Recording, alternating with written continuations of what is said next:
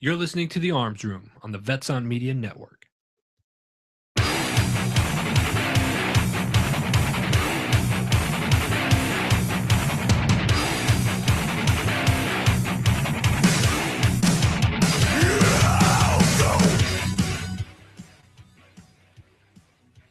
Right, you're on the Arms Room with Glenn and John.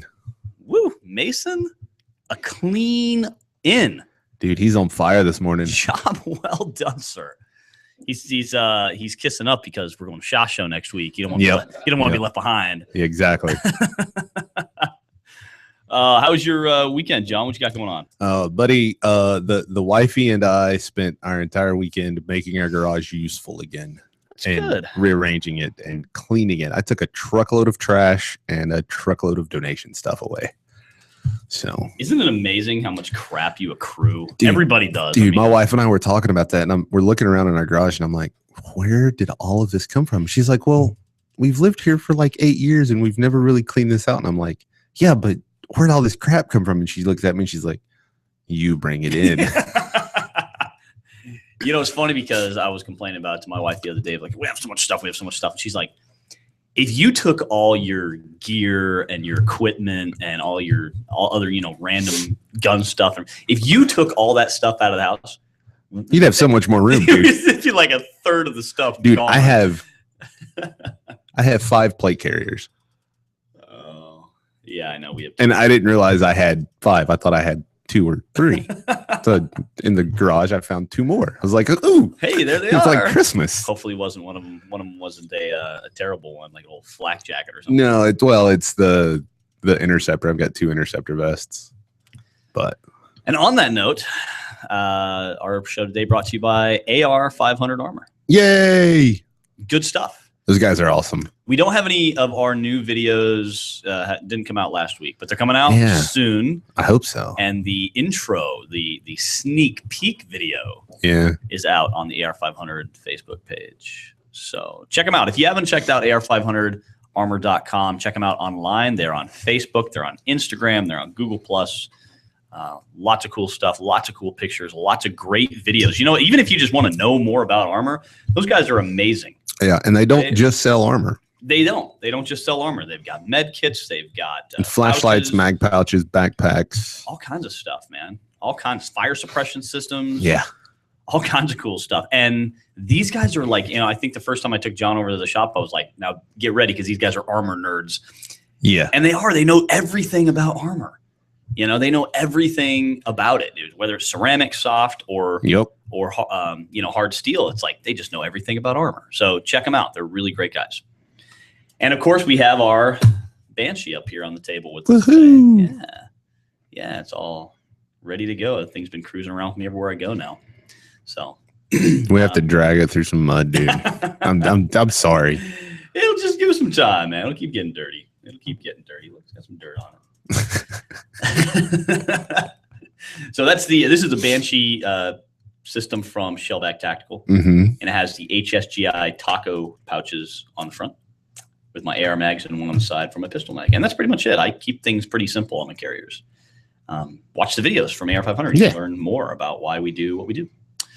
So my weekend was fun, man. Yeah. Got bored. Saturday. I shouldn't say we got bored yet. Saturday morning. Took the family to Bearizona. Oh, yeah. Dude, if you live in Arizona, you got to go to Bearizona. It's so much fun. I mean, the animals are right next to your vehicle. You got wolves, man. Wolves right outside your door. Your favorite animal. Literally right outside your door. So majestic. So majestic. Yeah, right. There's, you drive through bison. You drive through herds of bison. You drive through deer. Tons of fun. Bears all over the place. A great time. And then you get out and you walk, and there's all these other cool animals in their little enclosures. And all the enclosures are really nice, and they're natural, and they're spacious, and tons of great animals in Arizona. So check it out if you haven't gone. It's a lot of fun. We had a great time. And then came home, and we're just kind of messing around. And the kids were like, "Hey, we're gonna try to pull each other upstairs over the banister." And so I watched this whole happen with us, like to set up a paracord. And then I said, you know what? we're going to rappel off the banister. So that's what we did, man. We set up a couple anchors and we rappelled the kids off the banister for the next hour or so from the second story down to the first story. That's fantastic. What happens when you get bored, man? Yep. Looking around and I'm like, man, haven't busted out my climbing gear in a little bit. Let's get this going. So yeah, good stuff. Good times. Good times. So today's show, we're going to have here in a few minutes calling in a guy named Todd from the NFA. So check out the website, nfafa.org. Mm-hmm. This is the NFA Freedom Alliance. Mm-hmm. And basically their whole idea is not just educating the public about what's going on with NFA, keeping people updated on legislation, keeping people updated on bills that are going through, but also they are a membership organization. So you can join the organization and they will keep you up to date, again, emails and all that. And then you're also, of course, supporting this organization that's trying to further NFA freedoms. We've talked about NFA a lot on the show, National Firearms Act, of course, 1934. We've talked about what it includes. We've talked about how to get involved. We've talked about suppressors, fully automatic guns, and all that kind of stuff. And right now, we've got a couple of pretty serious things going on in the NFA world. One of the things Todd's going to be talking to us about is eforms.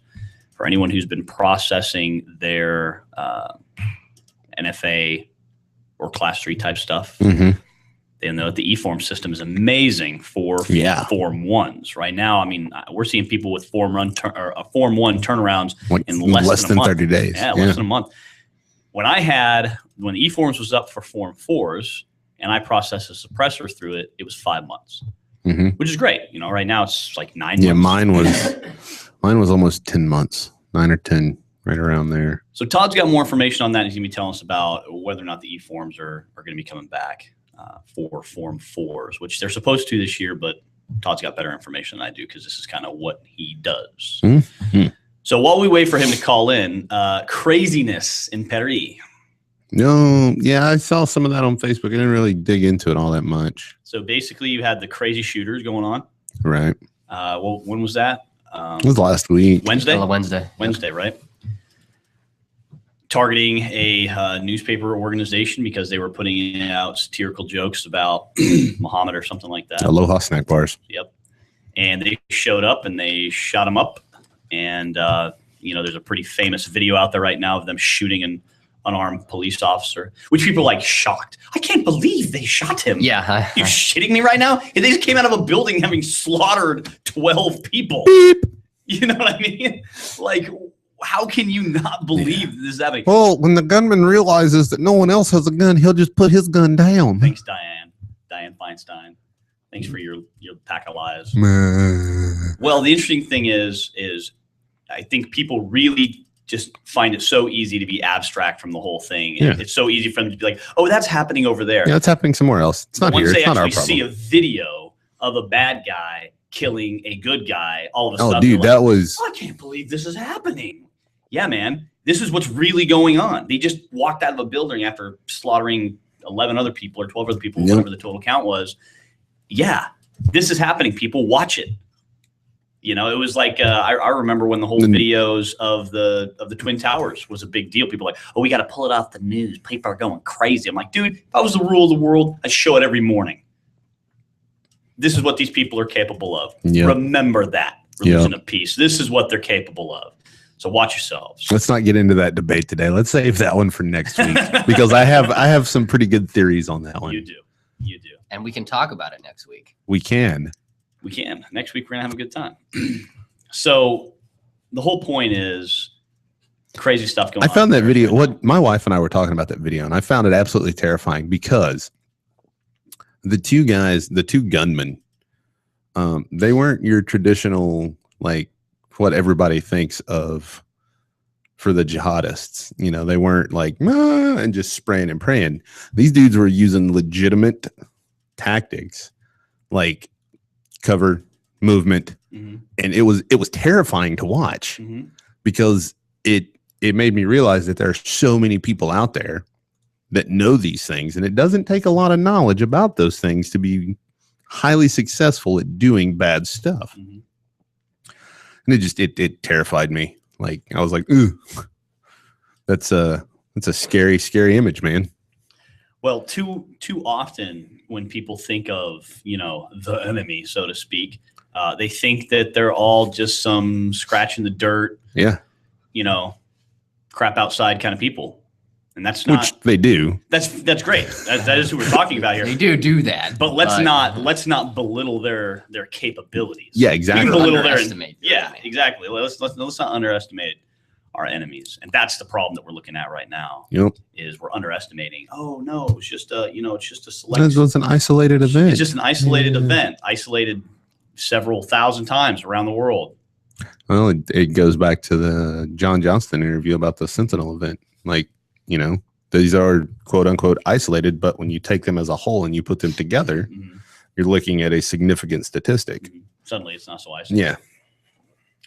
So that, obviously that's kind of an issue for us right now. And then in Paris there, you have this crazy thing going on because you have people rioting, which I don't really totally understand what's going on. I've never understood rioters at all. Like, I understand the pack mentality and the mob mentality, that I get that. But the stuff that people tend to riot about, it makes no sense to me. Well, like, I don't just rioting. Yeah, it's not just rioting. They had Here's that the peace problem. rally. Mm-hmm. Yeah, they did, where there were 12 or 13 major world leaders that led this rally. Benjamin Netanyahu from the Israeli prime minister was there. The British prime minister was there. The French, of course, French president, I believe they call him a president, was there. Well, guess who didn't have anybody marching it? Us. America. Yeah, we had our Secretary of Defense was there to talk about fighting ISIS, and he didn't march in it, even though he was in France at the time. Well, now you get the issue of, there's that supermarket attack now. So during all these riots, now there's a supermarket attack where, excuse me, 4 people are dead, including one of the bad guys. And whatever, we can't get too deep into this. Yeah, they're still on a state of alert right now. But the idea is, this is the kind of stuff that's going to continue to happen around the world, folks. Mm-hmm. So, for years we said, fight them there, fight them here kind of stuff. We'll get ready because we're going to fight them here now. Yeah, don't think because the war's over, and I'm using quotation marks. We won, Mason. John says. Don't we think did a because the fantastic war's over job. that this stuff is going to stop. It's not going to go away. We won that war. That's you're That's right. what the president said. Right. Why wouldn't I trust him? It's all over, even though we have more soldiers there now than there were there at certain points during the height of the war, but no big deal. Well, I can't believe that you're insinuating we shouldn't trust our president, Mason. I would never say that on radio because I don't want to lose my job. All right. All right. Let me see if I can track down our friend Todd here. No call-ins yet, Mason? I'm guessing. No. All right. Well, let's see if I can get his phone number here. Anyways. All right. Let's give our good friend Todd a call and see what's going on. Make sure we're good to go. So what else is going on in the news right now, John? Other than I don't read the news, dude. I don't really either. I get my news from 2 sources: my wife and Facebook. Yeah. I'm like, because if it's on Facebook, if it's on Facebook, true. it's legit. It's at least relevant to us. Yeah, right. exactly. No, I don't particularly follow the news. Actually, I don't follow the news at all because I don't have network or cable television in my house.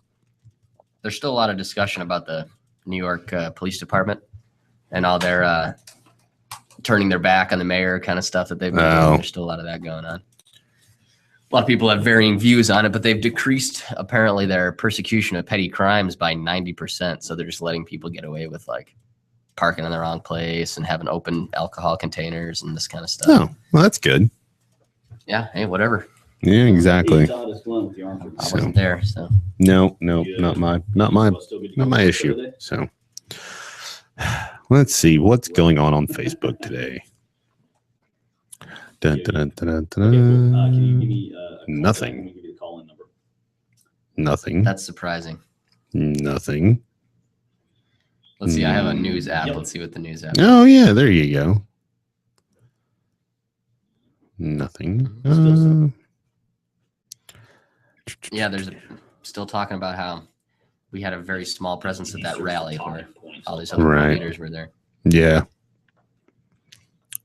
Well, I believe it. Other than that, there really isn't much going on today. No. Apparently a great white shark got eaten by a giant great white shark. Oh, here we go. Boko Haram killed What? 2,000 people in Nigeria. Oh, yeah, I saw something about that as well. Yep. So, See, more stuff happening every day. yep. Yeah, deadliest massacre in Nigerian history. 2,000 people were killed. Ooh. Women and children mostly, Yeah. Well, that's kind of what they do. That's kind of their thing. and elderly people. Oh. All right, so Todd should be calling us back, and we should be getting going with this whole thing. Man, we're having a tough time with call-ins lately. We are. I don't know what's going on, but Here we go. you coming in? All right, thanks, Mason. Here we go. All right, Todd, you there? Hey, Todd, I got you on. Yes, All right, cool. No. How you doing, Todd? I'm good. Good. Hey, thanks for calling in, man. I appreciate it. No problem. So we kind of introed our show a little bit with just kind of a brief description of what the NFA Freedom Alliance is. But why don't you give us, in your words, a little bit more of why the NFA FA exists? Okay.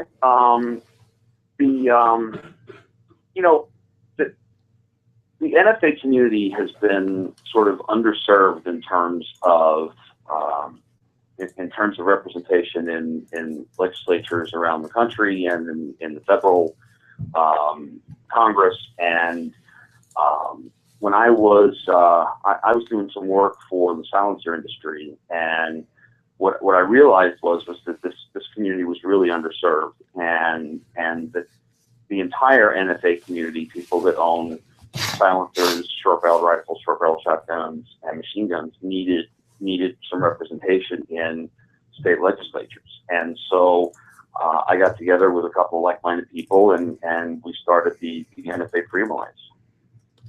Now, you can also join the Freedom Alliance. And so, kind of why should people join the Freedom Alliance and support the mission? What are people getting for their membership, basically? Let's kind of put it that way. Well, look, what you're getting for your membership is hardcore lobbying. We don't.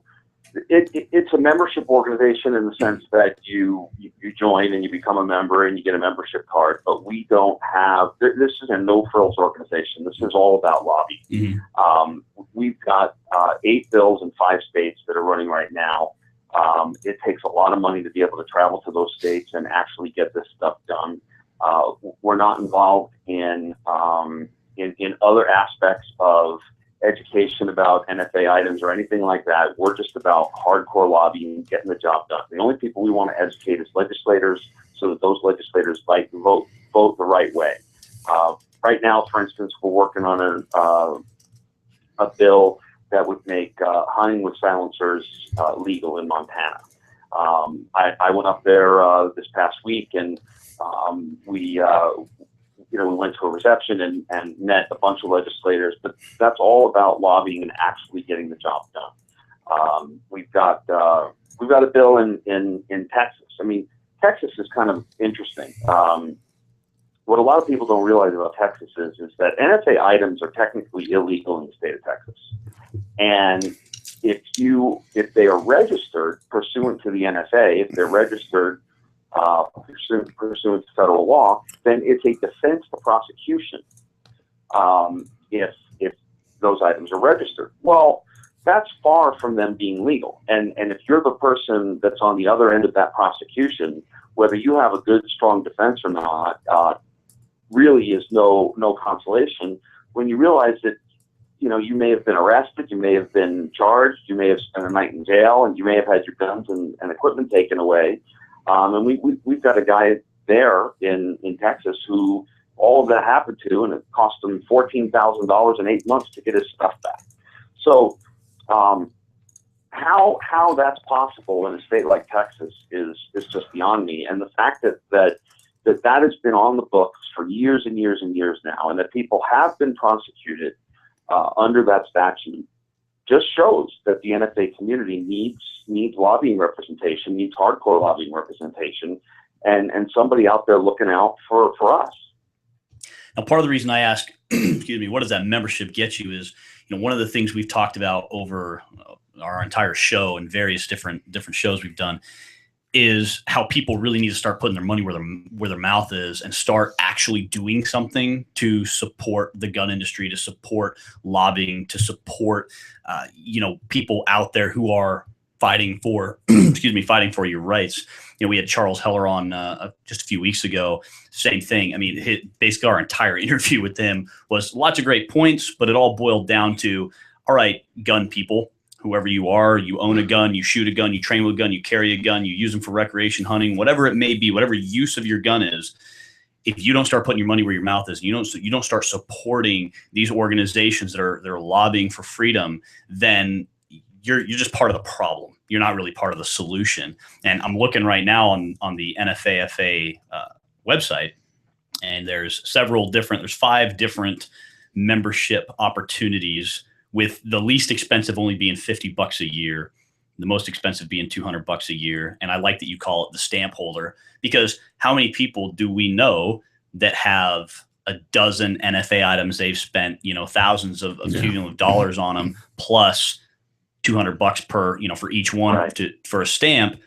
And then when we start talking about, okay, well, you should join the NFA so that they can, further lobby for your gun rights, they're like, whoa, now I don't want to be putting down, $50 well, or $200. And that is the truth, and it's important. I mean, if you're willing to give the federal government the $200 to essentially infringe upon your rights, then you ought to be willing to give an organization like the NFA Freedom Alliance $200 to defend your rights.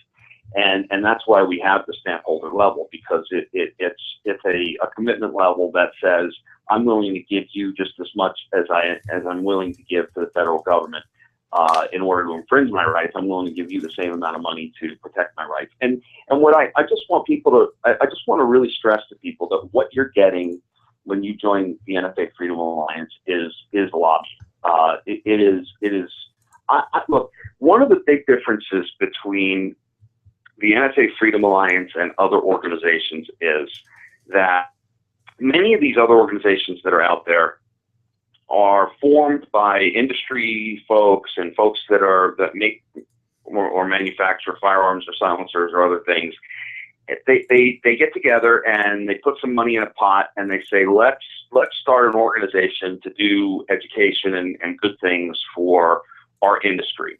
And that's all fine and good, but the difference between us and them is that we are an organization that was started by a lobbyist. I'm a lobbyist first, and I'm an activist who's been an activist for over 20 years, doing things for Second Amendment rights, and I identified a niche where we've got a problem and we've got to fix that problem. So as opposed to an organization that came together to support industry and sort of, okay, how are we going to figure this out? How are we going to lobby? We got to figure out how we're going to make changes. I already know how to make the changes. I just need the support of the public and the shooting community to go out there and make those changes. I mean, my record of accomplishment in terms of lobbying is out there for anyone to see. You can just Google my name and you can see the important bills that I've been involved with. So I know how to get the job done. Now I need the public, manufacturers, and dealers and distributors of these items to get involved and put their money where their mouth is and help us out. I mean, it's going to cost $20,000 or $30,000 at least to get the bills done in Texas that I'm working on. It's probably going to cost $15 or $20 to get the bills done in Montana, and basically that money is spent on traveling back and forth and going there and actually meeting with legislators and having these meetings. And then, part of this game, and a lot of people don't talk about this because it's not the sexy part of lobbying, but part of this game is that legislators, they schedule hearings for when they want. They don't schedule hearings for when it's convenient for you or some other lobbyist to be there. They schedule the hearings when they want. Generally, you got about 48 to 72 hours notice, and you've got to be on the next flight to get there. Well, you can't buy plane tickets cheap, you can't rent cars cheap, and you can't get hotel rooms cheap when they do that. And so that's largely what what our funds are spent on. And it's just the mechanics of getting it done, the nuts and bolts of getting it done. And we need help from the public, and we need help from the industry in order to make it happen. So what do you guys, let me start over. When did you guys start? Because I know when I talked to you on the phone last, it's been a couple of months, and I think you were still kind of relatively new at that point. So how long has the NFA FA been around? I know, you've been fighting this fight for a long time, but how long has the actual NFA FA been around? The organization only started I think the first week of October was when I actually launched the website. I think it was October 6th was when we actually launched the website and were able to take contributions and set up people's memberships. I've been working on the project since June or so, trying to get all the nuts and bolts put together and write web content and get everything all set up. So yeah, we're a new organization. But what people need to understand is that we're lean and mean. I mean, basically it's me and a couple of other guys who help on the board. But I'm the only one doing the everyday day-to-day work and the day-to-day lobbying. And what you're getting for your dollar is substantially more from what we do than what some other organizations do, because we don't have overhead, we don't have an office, we don't have all kinds of other stuff. Basically, you're just paying to have a lobbyist represent you in the world of NFA. So we've got to take a quick break and stay on the line with us for a few minutes. When we come back, I want to talk about kind of the future of eforms and kind of what you see. So you're way more on the front lines of this than we are. What do you see as the future of the NFA in America? Maybe some of the legislation that's currently going on right now, and certainly the kind of things people need to be aware of so that they know they should join organizations like the NFA Freedom Alliance to not only stay up to date on things, but to also effectively fight back against them. So stay on the line with us. We'll be right back after the break. You're listening to The Arms Room. Would you like to own a thriving business and help employ local veterans? The Vetraplex Handyman Construction and Landscape business is the opportunity you've been waiting for. The Vetraplex is your gateway to an affordable startup business with 0% financing for qualifying owners. By owning a Vetraplex franchise, you will be hiring veterans, providing them both income and opportunity, while at the same time providing your customers a way to say, thank you for your service to our nation's veterans. For more information, visit vetraplex.org.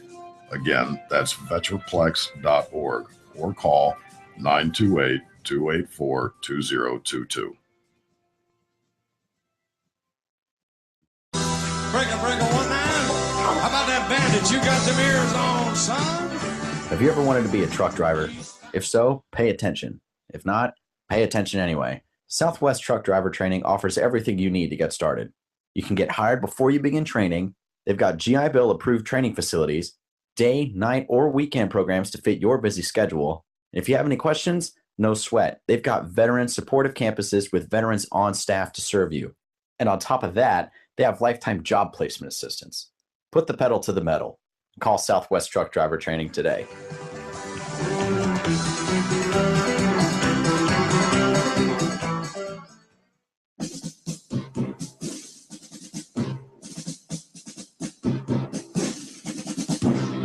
Everyone's going to need an attorney at some point in your life. I'm no different. Hey everyone, it's James from Vets On. Whether it was my last will and testament before deployment or my ongoing custody battle for my children during my divorce, I needed help, so I lawyered up. If you need help, I urge you to contact Capstrom Law Firm. Capstrom Law Firm in Springfield, Missouri services clients throughout the state in criminal law, personal injury, and family law. With over 13 years practicing law, Tom Capstrom understands both law and court procedures and how stressful they can be. Let Tom Capstrom Law Firm and his dedicated staff take the stress and worry out of a difficult situation by calling him today. We feel so strongly about the work that Tom and his staff are doing that he'll be a monthly guest on the show. Tom is a veteran and a listener, for God's sake, so you know the guy is solid and will fight for you. Give Tom a call today by calling 417-864-0552 or email Tom at capstromlaw.com. And don't forget to tell him that Vets On sent you. The choice of a lawyer is an important decision and should not be based solely upon advertising.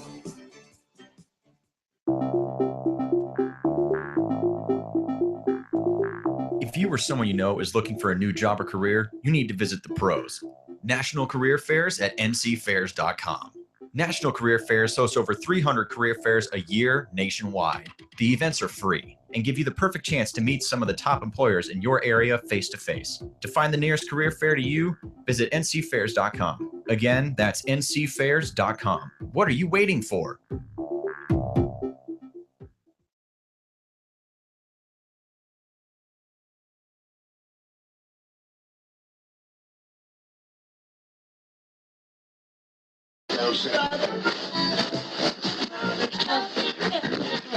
You're listening to The Arms Room on the Vets on Media Network. All right, we're back on The Arms Room. Todd, you still with us? Yes, I am. Fantastic. So a couple things we were kind of talking about during the break that I wanted to bring up is our board operator, Mason, brought up the point of how cool it is that with the NFA Freedom Alliance, we have a lot of people come on the show who are like, well, give my organization money, but you're like, hey, I'm the dude doing it. I'm the guy. So if you put money into the Freedom Alliance, I'm going to be the guy on the front lines doing the work. And, we always like that kind of ground level stuff. So first of all, I think that's really awesome. Oh, thank you. Yeah. I mean, if you contribute to the NFA Freedom Alliance, you know exactly what you're getting. My record is out there for anybody to see. Person can Google me. They can look up the things that I've accomplished and the things that I've done. It's not some anonymous group of lobbyists or some organization sitting somewhere who's telling you a bunch of good things and just trying to collect money. I'm actually out there. You can follow our progress on through our alert system. You can follow the actual progress of bills once things start to move. In the coming weeks, usually right after the SHOT Show is when bills really start to move. Come February 1st or so, legislatures have been in session for a few weeks, and bills actually start to move and hearings start to happen, and you'll be able to see all that with us because I'm communicating regularly with the membership and letting people know exactly what it is I'm working on, and what it is they can do to help. Also, how they can engage and talk to certain legislators. If a particular legislator is having trouble, quote unquote, making a decision on how to vote on a pro NFA bill, we can help them by having people send them emails and make phone calls. And we get our members involved. And this is something I've been doing, like I said, for a long time. Whether it was when I was lobbying for the NRA and lobbying for other organizations or lobbying for NFA Freedom Alliance. I know how this game is played, and I'm going to get it done. And I just need people's help to contribute and make it happen. So let's talk a little bit about the future then. I mean, I think we've got everyone convinced that the Freedom Alliance is no joke. You're really doing the right thing. You can go on the About Us portion of the NFAFA.org and I just went to About Us and who we are, and there's an entire incredible list of your accomplishments. So this is a no joke organization. And I will also put out there that, Charles Heller is, the guy that turned us on to you. And if Charles is okay with you, then, you're a great guy in my opinion. So Charles is a good guy. We've been working together for many, many years. So let's talk a little bit about the future. What are some of the things that the Freedom Alliance is working on? First of all, a question we get asked all the time by our students in training classes and also by, the listeners on our calls or on our show, and that is eforms. What the heck's going on with eforms, man? Well, leave it to the United States federal government to screw up something as simple as a website to take applications for something. Right. The ATF launched an e-filing system to file your Form 1s, which is the form that you file to manufacture a firearm, for instance, a short-barreled rifle, and a Form 4, which is to transfer an NFA item from one owner to the other. And the Form 4s are what really seem to gum up the works because there's a lot of them. A lot of people are buying silencers, suppressors now. That's really where the biggest growth in the market is right now. And so a lot of people are filing those Form 4s to transfer So when you go into a gun store and you want to buy a silencer, suppressor, you fill out, you pay for it, and then you fill out the Form 4, and you submit the Form 4 with a $200 check to the ATF, and they process it, and it takes a certain amount of time. And right now the time is roughly 7 to 9 months, and they process it. Now, for years and years and years, that's always been done on paper. And then ATF finally came out with an e-filing system, which for a while was working actually pretty well. There were some glitches, there were problems with it, in that it was slow. You'd get thrown off the site every once in a while, but it was sort of, plugging along, and people were getting some stuff processed, and the turnaround times were much shorter. They were less than 90 days, I think. I mean, I think we were even seeing some in 60 days, and maybe even less time at the peak. But what happened is that the system got overwhelmed, and they basically they shut it down on the Form 4 side, which is really unfortunate. It just baffles me that the United States federal government that can set up these websites that take all types of applications for all types of things couldn't figure out how to set up a website to basically accept what I think it's only a 2-page form now, and to accept payment. It just doesn't make sense. So unfortunately, right now the eForms system is functioning only for Form 1s, which are the forms that you use to build like an SBR or a short barrel shotgun. And those are actually running now at about 30 days average. So if you register and submit your Form 1 to build a short barrel rifle, right now the approval time on the eForm system runs about 30 days. Now there's a couple of caveats. I mean, one is the only way that you can submit through the e-file system is if you have a trust, and that's a whole other issue that we can get into. But you have to have a firearms trust, and that's the only way that you can submit on the e-file system for Form 1. But they're not taking any Form 4s through e-file. You have to go through the paper path, and the ATF claims that they've got some of the best computer consultants in the country working on trying to get this fixed, and I do believe that it's in their interest to get it fixed, and it's likely to get fixed. But there are a lot of complications, and it's going to be interesting to see how long they take to get it fixed, and if it will actually ever get fixed. It doesn't make any sense that submitting a 2-page form and a $200 check should take 9 months or a year to get processed. It just doesn't make any sense. There's no rocket science to this. It's just pushing paperwork. And that sort of leads us to your second question, which was about the future of the NFA. What my overall strategy for the NFA Freedom Alliance is it's a long game. It's a long-term strategy. And the reason for that is that we have an education process that we have to go through. And it's not a typical education process where you simply present an argument to someone and they learn and they say, oh yeah, you're right. Well, we know that we're right on most gun issues, but the way people learn about gun issues is through experience.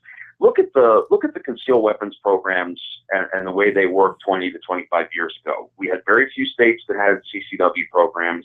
We had very few states that had shall issue concealed weapons programs, and we had very few legislators that thought carrying a concealed weapon was a good idea.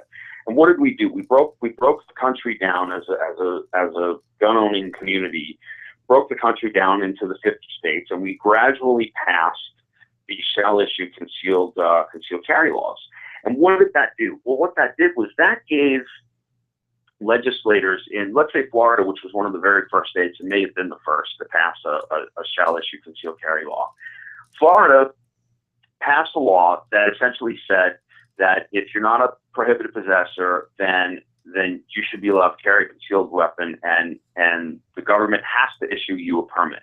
Well, that caused debate in the legislature, and it caused people in the legislature to learn about what a concealed carry weapons law would do and how it would all work. And it, you know, if you remember, the police came out back then. Almost every police agency in the country was against these laws, and they came out and said people were going to shoot each other over parking spots, and you're going to have people shot in grocery stores over blood in the streets. I think is the term they used. What's that? I said I think they used the term blood in the streets. Yeah, blood was going to run in the streets. Well, you know, after 25 years, we've learned, or 20-some years, we've learned that in 43 states passing it, we've learned that's not true. But more importantly than what we've learned is what the legislators have learned. And what happens when you're a state legislator, you're in the state house or you're in the state senate, a very large percentage of those people go on to be members of the United States Congress. And so now when you talk to a majority of congressmen and women at the federal level, they think that the CCW programs are fantastic. It's hard to find people, even unless you're talking about the most leftist of legislators, but even moderate Democrats say, well, yeah, the CCW program is a good program. You get training, you have to take a test and you fingerprints and background check, and yes, and then you can carry a concealed weapon. And many of them think it's a great program. And then what has that led to? That's now led to states like Arizona implementing a constitutional carry law. So it's been an incremental education process through experience. And that's what I think the future of the NFA is that we have to incrementally educate these people through process. And so some of the things that we're working on, for instance, hunting with silencers. In some places, it's not a big deal. In other places, it is a big deal, and some people don't even think it's a very controversial issue, or that they don't think it's an issue at all. What do I care whether I can hunt with a suppressor or not? Well, once you teach the legislators in a state like Montana, where we're workers right now, once you start to teach them about that process, then you have an entire legislature who understands that you have to fill out this form, you have to pay this fee, you have to wait all this time, you have your fingerprints taken, you got to go through this whole process, and then all of a sudden realize that, wait a minute, owning a silencer is not that simple. This is not something that someone is going to go out and poach deer with, or someone's going to go out and commit assassinations with. It's just basically a safety tool. So I want to break in for just a second, because sure. I hunt a lot and I use suppressors. And we just legally got, the use of hunting with suppressors here in Arizona just a couple of years ago. And I was amazed by how long that process was. And every time I would go to Game and Fish, commission meetings or other organizations meetings where they were talking about hunting with suppressors, I mean, Todd, it made me want to slap people. Here's the thing about it, right? People talk about poaching. Dude, if you're breaking the law by poaching, you're going to continue to break the law. Do you really think that the lack of a suppressor or with a suppressor is going to stop you? I didn't get a suppressor, and I'm like, you know what I could do now? I could poach some deer. Like that. No, that wasn't the thing that crossed my mind. And I think that's the biggest. I think that's one of the biggest fights that we have. And I want to get your opinion on this, but it seems like that's one of the biggest fights we have in the NFA world is that people, the general public, think, well, first of all, most people think all this stuff's illegal. And we know it's legal in most states, right? Second of all, they think that, access to this stuff is going to make us all assassins and poachers and more deadly and more dangerous and all that, because now we have fully automatic weapons or suppressors. And if we're legally acquiring these things, they're so dang expensive. I got suppressors that are $1,000 plus a $200 tax stamp, plus the weight and all that. Man, I'm not waiting to do all this and spend all this money so I can go out and assassinate somebody. That's not the route I'm going to take. If I'm willing to murder someone, I'm probably willing to buy something on the black market or buy it underground or whatever. And then we have this, this other issue that's just kind of a general fear of these things. What can the Freedom Alliance do, or kind of what can we do? Just your opinion, I guess. How can we better educate people that all of that is nonsense? Well, I think one of the best ways to educate people is to actively get out there and lobby to change the laws, because that creates a public forum for discussion, which the press reports on, and people talk about. It creates a debate. It creates a conversation. And when the facts are on your side, you're much more likely to win. And the facts are on our side on this issue. Mm-hmm. And so when we go into Montana and we have a debate on hunting with suppressors, or shall certify legislation, which is something else I can talk about. But when we're talking about hunting with suppressors, and that's an emotional issue for people, because even some hunters are against hunting with suppressors because they think that it's going to cause other hunters to poach, which, as you pointed out already, is absolute nonsense. It's stupid. It's like thinking that, when we got our unlimited magazines, we used to be limited right around the same time we got legal suppressors. We also got legalized here in Arizona that you could use any capacity of magazine for hunting with your centerfire rifle. And same thing where the guys are out there going, man, if you can't take care of a deer in 5 rounds, you shouldn't be shooting. And it's like, well, listen, that's a great way to think, and I totally agree and support that. But what about when I'm hunting rabbits? What about when I'm hunting? I do a lot of predator hunting, coyotes, bobcats, foxes, sure, stuff like that. Man, what about when I get multiple animals on stand, or heaven forbid I miss? I need a follow-up shot, and I've got 2 or 3 animals that I'm dealing with, Or what about when you're hunting in the border areas? Yeah, what about when I'm hunting in the border areas? That's absolutely. What if we're just looking at a personal safety related issue? Or what if I just don't want to reload my magazine every single time I shoot something? Isn't it? I hunt with my ARs a lot. I use 20-round mags. It gives me plenty of ammunition. I can use it for defensive purposes, whether it's defending myself against an animal or a person. I've got the capability to make shots and good follow-up shots if I have multiple animals, depending on the type of animal that you're hunting. If I have multiple animals, like coyotes or rabbits or something like that, I don't have to reload every single time I press the trigger. Sure. There's all kinds of advantages, and we saw the same exact fight with people going, well, now you're going to have everyone out there with their machine guns and their drum magazines. And it's like, it doesn't even make any sense. Look, if I was the kind of hunter that would want to take a drum magazine and slap it on my rifle and go, shoot up and poach animals, then I don't really care about the law in the first place. No, of course not. And part of the problem is that you've got this tension between law enforcement and the community, and there's always been this little bit of tension, and there's always been sort of an us against them attitude, and in the wildlife law area, the area of game management and wildlife law, that tension expresses itself in a unique way.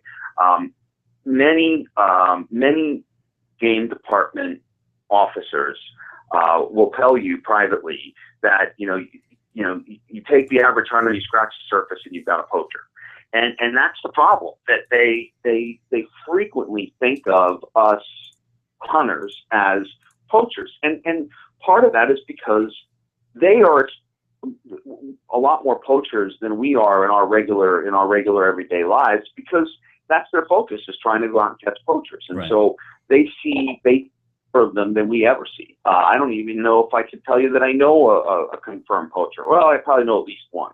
But but to say that hunters are just you scratch the surface of a hunter and you've got a poacher, and that's an attitude that I've seen from game wardens around the country.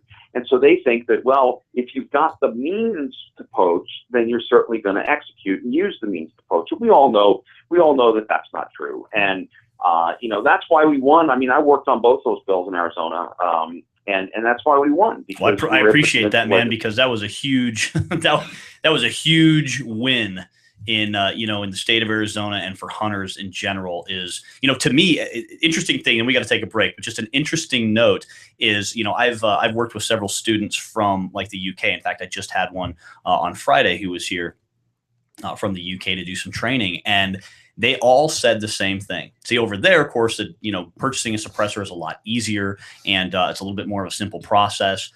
And what they both of these most recent guys told me, who were both hunters, is they said, see, in the UK, it's actually considered, or in England specifically, it's considered impolite to hunt without a suppressor.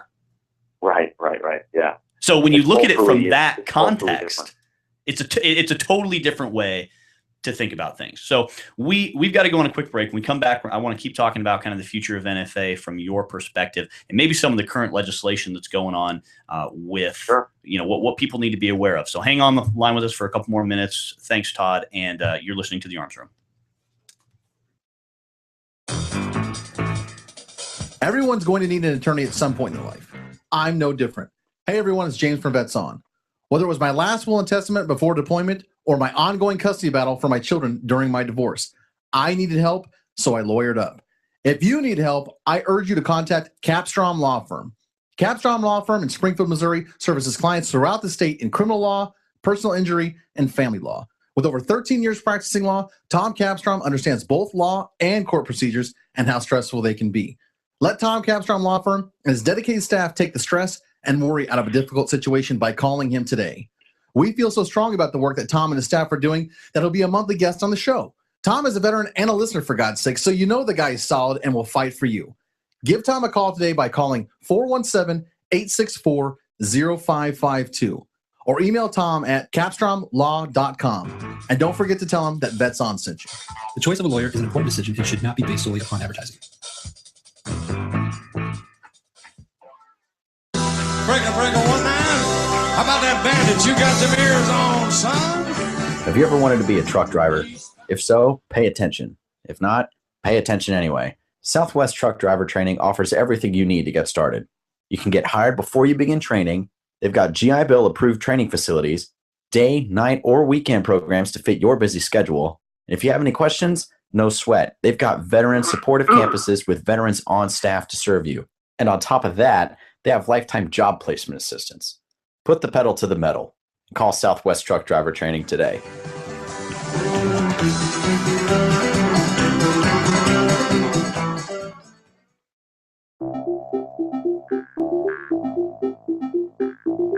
If you or someone you know is looking for a new job or career, you need to visit the pros.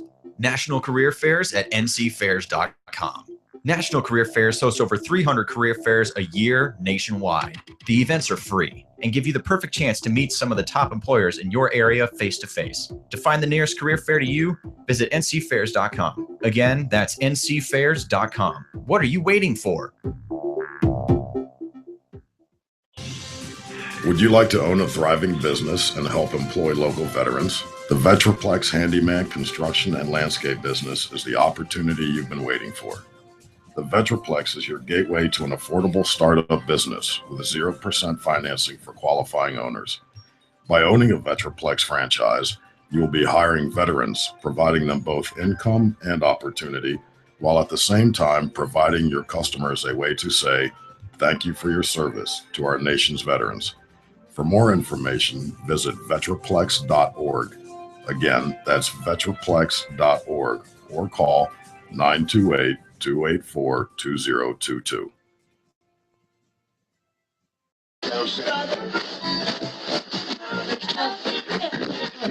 You're listening to The Arms Room on the Vets On Media Network. All right, we're back on the Arms Room. Todd, you still with us? Oh, You Mason. still with us, Todd? Yeah. All right, cool. Oh, okay. There we go. Silenced our microphones there for a second. I appreciate you hanging out with us. So we got about just a few minutes left of the show, another 5 or 6 minutes. Can you just kind of tell us more about your opinion on the future of NFA and most specifically some of the legislative stuff that's going on right now that people need to be aware of so that A, they go out and join the NFA Freedom Alliance, and B, they pay attention to what's going on so that we don't get any of these little things that kind of slip under the radar and end up screwing all of us. Yeah. Well, first of all, I would encourage everybody to go to our website, which is www.nfafa.org. And if you click around there, you can find explanations of some of the things I'm about to talk about, which can get a little bit complex. One of the things that we're working on right now is when you go to buy a silencer, for instance, and you fill out the paperwork. Normally, what you have to do is you take the paperwork as an individual. You take the paperwork to your chief law enforcement officer, whether it be the sheriff or the chief of police, and you bring it to them, and they certify that paperwork saying that A, that you are not, they have no knowledge that you are either a convicted felon or a prohibited possessor, and B, that they have no knowledge that you would commit a crime if you were to get this item. And so essentially they're supposed to certify that you're a good guy. And but there are politically motivated chief law enforcement officers around the country who refuse to even look at these forms and no less sign them. So one of the things that we're working hard on is what's called shall certify legislation, which would compel them to certify it one way or the other. They're going to have to certify it. If you are not a prohibited possessor, they have to certify it. Well, we passed that law here in Arizona. We passed it. I helped to pass it in Kansas and in Utah. It's already the law in Tennessee and Alaska, and then we also passed it in Oklahoma. And there's a time limit on them too, right? So the Clio has to sign off within like 90 days or something like that. Yeah, in Arizona it's 60 days. In Kansas, I think it's 30 days. And in Alaska, I think it's 15 days. And so, yes, so there's a time limit, and then if they decide not to sign off, they have to give you a reason so that you can appeal it. It's just like a CCW permit application, where they have to sign it unless they can show a reason not to sign it. Now, that's becoming more and more important because currently, first of all, obviously we want them to sign off on as many of these things as possible and do it in a timely manner. But it's also becoming important because the Obama administration has come up with this scheme called 41P. Right now, one of the ways to get beyond the Clio sign off is to have a firearms trust. And if you have your guns in a trust, which is an entity like a corporation, if you have them in a trust, then you don't need to get the Clio sign off, chief law enforcement officer sign off, because how is a Clio going to sign off on a good character of a corporation or a trust? Well, the Obama administration is now demanding that that even on these trusts, someone is going to have to be presented for a Clio sign off, and so all these folks that have trusts that prior did not have to go through the Clio sign off process are now going to have to get the Clio sign off. And they're going to be in the pipeline, the Clio certification. Now they're going to be in the pipeline to get certified. So that's going to cause a huge backlog if we're not careful. And what I think the temporary solution to that is the shall certify legislation, like what we passed here in Arizona. I worked on that last session, and we got that passed. And they have 60 days to sign off on it. Or if they deny it, then they've got to give you a reason why they're denying it. Now, ultimately, the best thing would be is with modern background checks and the NICS system is to just get rid of the Clio sign off altogether. It's antiquated, it's ridiculous, and it doesn't make any sense. But until we can get rid of that, which is something that hopefully we will be able to do in the future at some point. Until we can do that, the best solution, at least temporarily, is to pass the shall certify legislation in as many states as we possibly can. And so that's a major part of our agenda. One of the other things that we're working on is these defense to prosecution statutes, like what we have in Texas, where basically it says that NFA items are illegal, and if they're registered, then you have a defense to prosecution. Well, we have that in a number of states. That's the case in Alaska. It's the case in Tennessee. It's the case in Oklahoma, and it's the case in Texas. And we need to fix those statutes because allowing someone to be prosecuted and then have to go in and defend themselves is not the way it ought to be. And this stuff has been ignored by other organizations for way too long, and it's time somebody dealt with it, and we're going to deal with it. Now, if you could say, we got about like a little less than a minute before we got to wrap this up. So if in the next 30 seconds, you could tell people that are listening why they need to get involved in organizations like the NFA Freedom Alliance, in organizations like their local grassroots, like our own Arizona Citizens Defense League or something along those lines in their area, because there's people from all over the place listening to the show. If you could say just 30 seconds to try to motivate people to do it, what would you say to people? Well, look, there's nobody representing the NFA community currently. There's nobody doing it. Now, there are some organizations that tangentially deal with with NFA issues. But if you're interested in owning silencers, you're interested in owning SBRs, SBSs, and machine guns, then you need to be a member of the NFA Freedom Alliance. And if you're not part of an organization like some of these local organizations like ACCDL and others, then you're not helping to get the job done. I mean, most of us are NRA members, and we know that. The NRA's agenda, though, is much broader, and the NRA has difficulty focusing on some of these issues. And so it's very important to have organizations like the NFA Freedom Alliance that focuses on narrow issues that have to get done, because we're able to accomplish more when we can keep it focused and we don't have the distractions that some of these other big organizations have. So I think, most importantly, once again, like with all the other people we've talked to, Charles Heller, yourself, lots of different guys we've talked to in the past from other similar type organizations. If you're not part of the solution, you're part of the problem, basically. Absolutely. I mean, if you're not on board, if you're not pushing the cart, then you're a drag on the cart. And so, you got to get involved. It's very important. I like the way that's said. All right, so you can find the National Firearms or the NFA Freedom Alliance. We'll say it that way because it's easier. The NFA Freedom Alliance at nfafa.org. And you guys are also on Facebook. Yes. Please go to our Facebook page.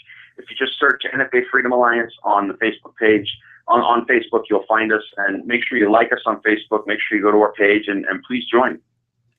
Absolutely. Todd, thank you so much, man, for coming on the show and giving us all this great information about the NFA Freedom Alliance and also kind of the future, what's going on with eforms and some of the legislation. And thank you so much for what you do. We appreciate it. We're NFA guys, so we appreciate it. And I look forward to getting my own membership going with the NFA Freedom Alliance. So thank you very much, Todd. Great. Thank you for having me. All right, man. Happy New Year and have yourself a good week.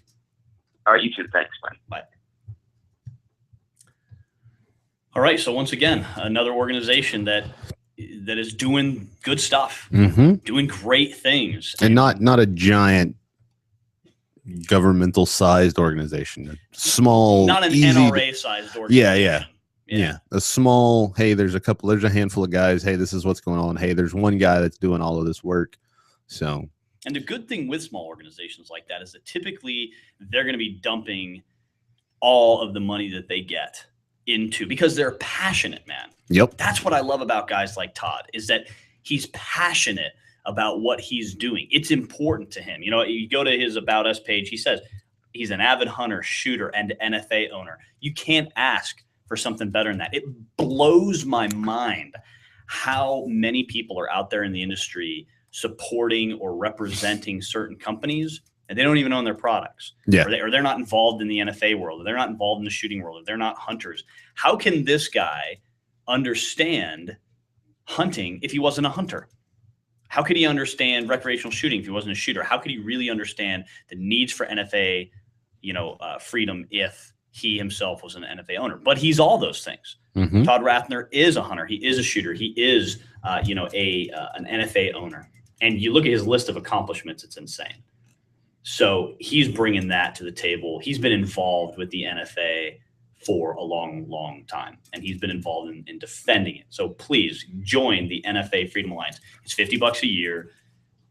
Start. Then you go up from there, all the way up to, I think, $1,000 or maybe more. I think there's a $3,000. There's a $3,000 one. Join the NFA Freedom Alliance. If you're willing to drop money on guns and ammo, think about how much money you spent on ammo last time you went shooting. It was probably more than $50. So here's your opportunity to put that money to really good use and join an organization like the NFA Freedom Alliance. So check them out again, nfafa.org, or you can find them on Facebook under the NFA Freedom Alliance. Awesome. All right. Next week, tune in for a fantastic show. That's all we're going to tell you. That's all we're going to tell you. We're not going to tell you anything else about it. Just, it's going to be a good time. On the schedule, it's supposed to be SHOT Show on location. Yeah. But we ended up not getting our media credentials for the SHOT Show for the Arms Room. So who knew they had a limit? And it wasn't my fault. It wasn't Mason's fault. Nope. Congratulations. So we're still going to SHOT Show. John will be going with Red Wire gear. I'll be going, of course, with Independence Training. So we'll still be at SHOT Show. So our post SHOT Show will still exist. Yes, because we're going to be talking about all the cool stuff we saw and did and all that. But next week, since we're not going to be on location, we're just going to have a good time. It's going to be a good show. You're going to want to tune in next week for sure. You're going to want to tune in because we can't tell you too much more than that. Just stop. It's going to be stop, or you're going to spill the beans. I don't want to ruin it. All right. So next week, tune in. It's going to be a good time. Until then, stay aware, stay safe, train hard. You've been listening to The Arms Room.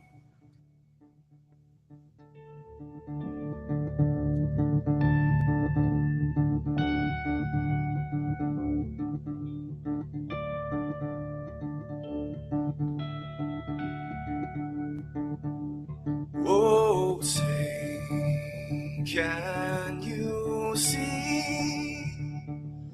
by the dawn's early light what so proudly we hailed at the twilight's last gleaming, whose broad stripes and bright stars through the perilous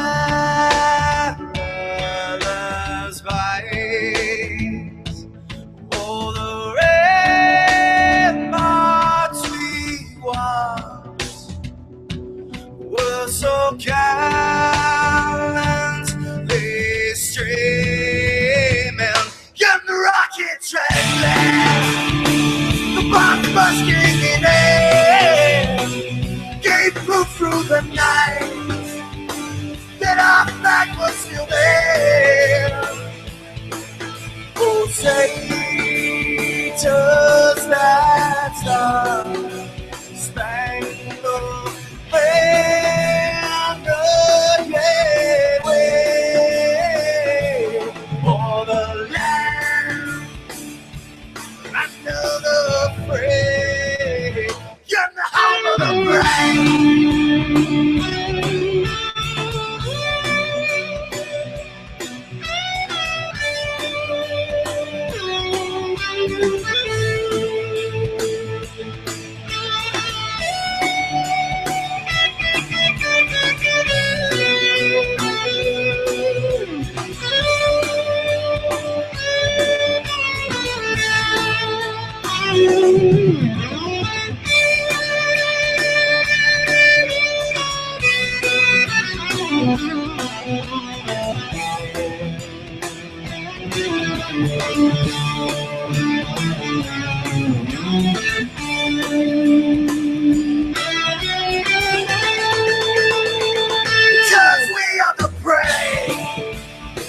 Yes, we are the brave.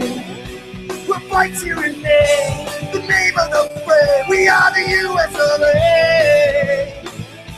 For those unaware, that flag is still there. It's our future to save.